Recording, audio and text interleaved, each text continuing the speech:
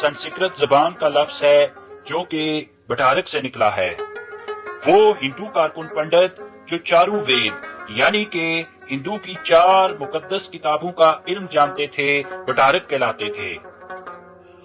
कश्मीर की तारीख के हवाले से लिखी गई सबसे मुस्तनद किताब मुल्हिका राज तरिंगनी के मुताबिक बटारक को इख्तिसार के साथ बट लिखा और बोला जाता था, यानी कि बटारक का एब्रीविएशन या मुहफ़्फ़फ़ बट है।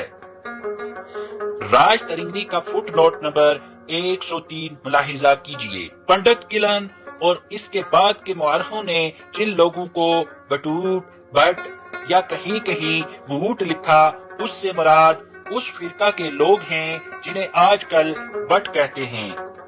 ये लोग आम तौर पर तिब्बती नस्ल से हैं और कश्मीर के मशरक और शमाल मशरक यानी आजकल के पहाड़ी अजला, दर्रास, लद्दाख और स्कर्दू में भी रहते हैं। तारीख दानों की अक्सरियत इस चीज की कायल है कि वो हिंदू जिन्होंने इस्लाम कबूल किया और कश्मीर और पाकिस्तान में पनाह ले ली, उन लोगों को आजकल बट लिखा और बोला जाता है, जबकि हिंदुस्तान में रह जाने वाले आज भी बट ही लिखते हैं, जैसा कि इंडिया की मशहूर अदाकारा आलिया भट्ट या महेश भट्ट वगैरह।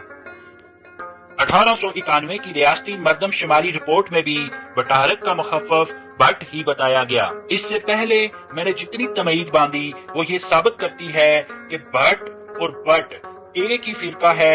राज तरिंगनी में भी इनको एक ही फिरका लिखा गया। अब लफ्ज बट के लफ्जी और इस्तिलाही मानी जानते हैं तो फरहंगे आसफिया के मुताबिक बट के मानी गार, सुराख या बिल के हैं, जिस तरह के सांप का बिल या लोमड़ी, गीदड़ वगैरह का गार नुमा घर। और रेख्ता डिक्शनरी के मुताबिक बट की असल संस्कृत और इसके मानी आलम, दानिशमंद, फलसफी और फाजिल ब्राह्मण के लिखे हैं।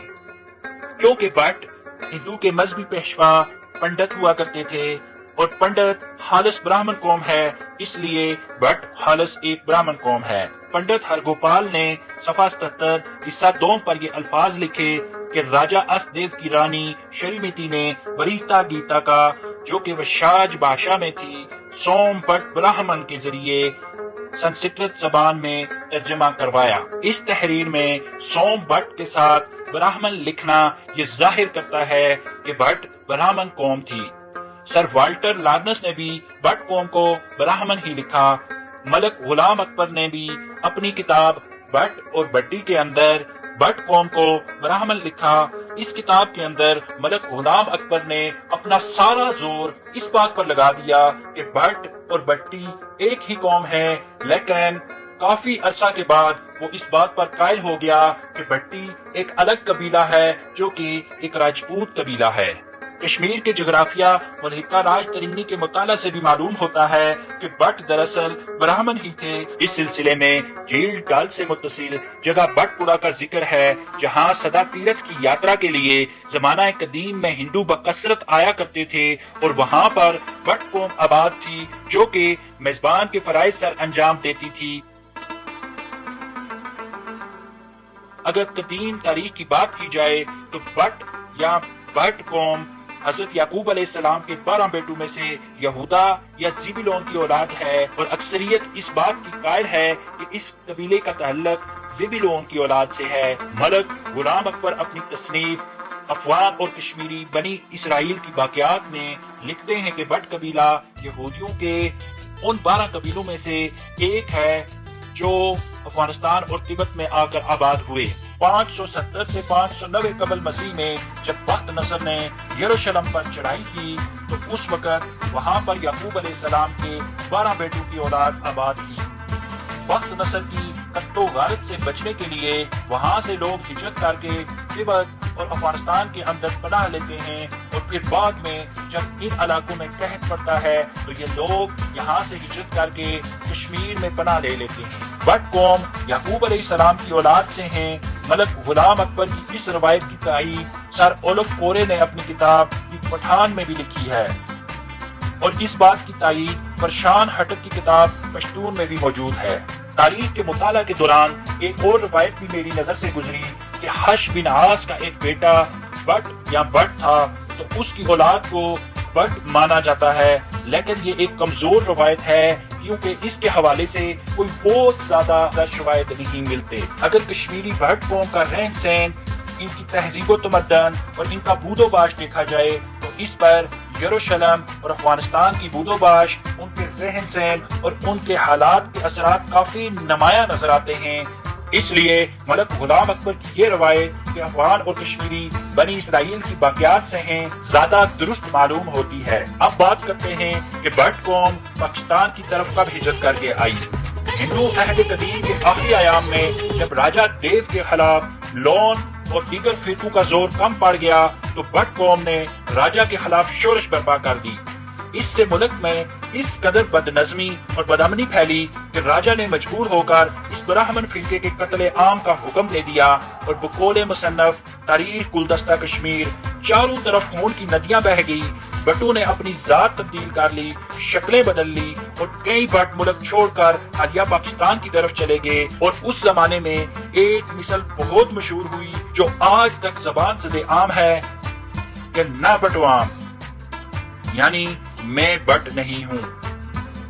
ایک اور روایت کے مطابق جب بالا کوٹ کے مقام پر شاہ اسماعیل شہید اور سکھوں کے درمیان لڑائی ہوئی تو اس وقت بھی بٹ قوم نے شاہ اسماعیل شہید کا ساتھ دیا اور شکست کے بعد راجہ رنجیت سنگھ نے بٹوں کے قتل عام کا حکم دے دیا۔ اس وقت بھی بٹوں کی ایک بڑی تعداد ہجرت کر کے راولپنڈی، لاہور اور گوجرانوالہ میں آ کر آباد ہوگی۔ اب بات کرتے ہیں چند مشہور بٹ شخصیات کا۔ کارکن فرقہ ہونے کی وجہ سے بٹ فرقے کا ہندو عہد قدیم سے ہی ملکی کاموں میں بڑا اثر و رسوخ رہا ہے اور انہوں نے اپنے مذہبی اقدار سے بھی حکمرانان کشمیر کو ہمیشہ مرغوب رکھا۔ چنانچہ جب پروگپت نے 966 عیسوی میں راجہ سنگرام سے تخت چھینا تو اس نے سب سے پہلے جن 5 وزراء کو زہر دے کر قتل کروایا ان میں سے ایک بہو بٹ تھا۔ 1394 سے 1417 عیسوی میں سلطان سکندر بگشکن کا بیٹا سلطان علی شاہ کشمیر کا مشہور بادشاہ گزرا ہے۔ اس کا وزیر اعظم ایک ہندو سیاہ بٹ تھا جو کہ بعد میں مسلمان ہوا۔ جب سیاہ بٹ نے اسلام قبول کر لیا تو اس کا نام سیف الدین بٹ رکھا گیا اور بادشاہ کی طرف سے اسے ملک کا خطاب دیا گیا۔ کہا جاتا ہے کہ یہ پہلا بٹ مسلمان تھا۔ سلطان زین العابدین عرف بٹ شاہ کے زمانے میں بوتی بٹ کے ایک براہمن نے عجیب دماغ پایا تھا۔ اسے شاہنامہ فردوسی شروع سے لے کر اخیر تک ازبر تھا اور جب وہ پڑھتا تھا تو بادشاہ وجد میں آ جاتا تھا۔ اس نے بادشاہ کے نام سے منسوب ایک کتاب زین بھی لکھی تھی۔ سلطان حسن شاہ کا سپہ سالار تازی بٹ ایک مسلمان بٹ تھا۔ یہ وہی تازی بٹ تھا جس کو بادشاہ نے راجہ جموں کی استدعا پر اس کی مدد کے لیے فوج دے کر بھیجا تھا اور تازی بٹ نے تاتار خان حاکم پنجاب کو شکست دے کر سیالکوٹ کو تباہ کر دیا تھا۔ یوسف شاہ چک کے دور میں محمد بٹ اپنے بادشاہ کا وزیر اعظم تھا۔ اکبر کی فتح کشمیر کے بعد یہی محمد بٹ تھا جس نے اپنے اثر و رسوخ سے فتنہ اور فساد کو ہمیشہ کے لیے ختم کر دیا تھا۔ اس کے علاوہ لدا بٹ سلطان محمد شاہ کا وزیر اعظم تھا۔ مہاراجہ لتادتیہ کے دور میں ستر بٹ، جیا پیٹ کے زمانے میں دیو بٹ اور رانی کوٹا کے زمانے میں بچا بٹ کا نام سنہری حروف میں درج ہے۔ کشمیر پر مغل شہنشاہوں کے قبضے کے دوران بھی بٹ قوم کے فرزند آسمان شہرت اور بلندی پر آفتاب بن کر چمکتے رہے۔ ان میں سے کچھ مشہور عبدال بٹ، حاجی محمد اسلم بٹ، مالو بٹ، مما بٹ پانی پوری علم و عمل اور تجارت اور دربارداری میں ممتاز تھے۔ البتہ افغانوں کے عہد حکومت میں اس قوم کی دنیاوی وجاہت میں زوال آیا۔ اکثر بٹوں نے ٹھیکیداری، شال بانی اور تجارت اختیار کی۔ اس دور کے مشہور ٹھیکیدار وفا بٹ کاکا پوری تھے۔ یہ خاندان بعد میں کاکا پوری خاندان کے نام سے مشہور ہوا۔ تجارت میں ایک بڑا نام خواجہ خالق بٹ سوپوری کا ہے۔ ان کے زمانے میں مسجد لالا صاحب خستہ حال تھی تو خواجہ صاحب نے اس کی از سر نو تعمیر کروائی۔ محمد بٹ جو کہ یوسف شاہ چک کا وزیر اعظم تھا، اس کے دور کے تقریباً 250-300 سال بعد کارکن بٹوں میں سے سری نگر کے محلہ سکھ ڈفر کے ایک بٹ نے اسلام قبول کیا۔ اس کا نام بہاؤالدین بٹ رکھا گیا۔ اس کی چوتھی پشت میں سے ایک بزرگ نے سری نگر سے نکل کر کمراز کے علاقہ حمل کے ایک گاؤں بہرام پور میں سکونت اختیار کی اور بعد میں یہاں پر کافی رقبہ خرید لیا اور پھر اس کا ایک بیٹا یہاں سے ذیلدار مقرر ہوا۔